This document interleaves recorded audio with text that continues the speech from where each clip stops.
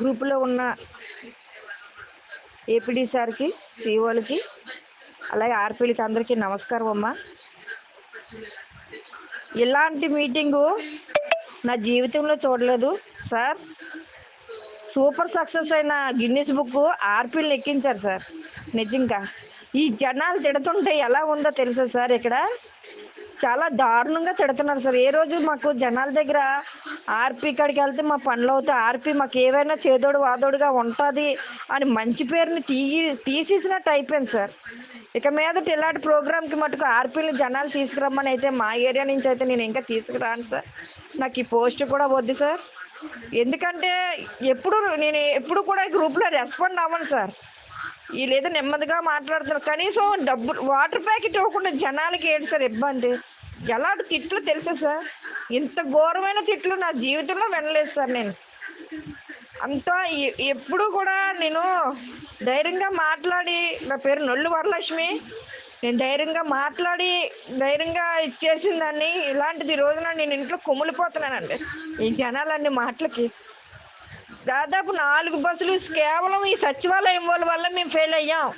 99% ఈ సచివాలయమే. వాళ్ళతో మాకు లింక్ పెట్టి వాళ్ళకి మాకు బస్సులు ఇచ్చి వాళ్ళని ఇన్ఛార్జీలు వేశారు సార్. మీరు నాయకులు ఇన్ఛార్జీలు వేశారు సార్. మేము జనాలను పోగేసి వాళ్ళని ఇన్ఛార్జ్ ఇచ్చి వాళ్ళ మ్యాప్లోని లాగిన్ అయ్యి మేము తీసుకొచ్చిన మనుషులతో లాగిన్ అవి మేము తీసుకొచ్చిన మనుషులతో ఫోటోలు దిగి వాళ్ళ ఉద్యోగాలు నెంబర్ 1 చేయించుకొని మమ్మల్ని జనాల దగ్గర మైనస్ చేశారు సార్.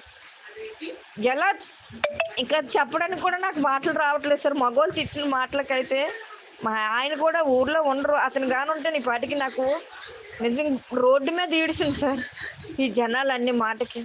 ఎంత ఘోరమైన మీటింగు, ఎంత ఇదైన తెల్లవారు 2 గంటలకి ఎండి గారు మీ పీడీ మేడం గారికి మాట ఇచ్చి వాళ్ళ మాట పిలుపుకి మేము తెల్లవారి 2 గంటలకు లేచి ప్రతి తలుపు తట్టి జనాలను తీసుకొచ్చినందుకు సార్ 4 రోడ్ల జంక్షన్లోని మా పరువు పోయినట్టు అయిపోయింది సార్. ఇలాంటి ఉద్యోగాలు పగోలు కూడా రాకూడదు సార్. నేను నిజంగా బాధపడుతూ చెప్తున్నాను సార్. ఏ రోజు నేను ఈ గ్రూప్లో రెస్పాండ్ అవ్వలేదు. ఇలా మంచినీళ్ళ కోసం కూడా జనాలకి మేము ఇవ్వలేకపోయాం సార్. వాటర్ ప్యాకెట్ ఇవ్వలేకపోయాం మేము జనాలకి. 18 సంవత్సరాల సర్వీసులో ఫస్ట్ టైం సార్ నేను ఇలా గ్రూప్లో రెస్పాండ్ అవ్వడం. ఎంత ఘోరమైనది ఎప్పుడు నేను చూడలేదు సార్. విశాఖపట్నానికి గిన్నిస్ బుక్ వచ్చిందో లేదో నాకు తెలియదు కానీ సార్, మా ఆర్పీ పోస్ట్కి మటుకు గిన్నిస్ బుక్ వచ్చేసింది సార్. మా ఏరియాలోని సచివాలయం సిబ్బంది వల్ల. సచివాలయం వాళ్ళు ట్రాన్స్ఫర్ వెళ్ళిపోతారు సార్. కానీ మేము లోకల్గా తెల్లారు లెగిస్తే ఇదే ఎస్హెచ్జి మెంబర్ మధ్య మేము బ్రతకాలి సార్. అలాంటి వాళ్ళ దగ్గర మా పరువులు పోయింది సార్. ఎలాంటి తిట్లు అంటే ఇంక చెప్పలేము సార్ అధికారుల దగ్గర. నేనైతే ఏమైనా తప్పుగా ఉంటే సార్ ఏం చెప్పాలో నాకు అర్థం అవ్వట్లేదు సార్. దయచేసి నాకు ఇంక ఈ ఉద్యోగం కూడా చెయ్యాలని లేదు సార్.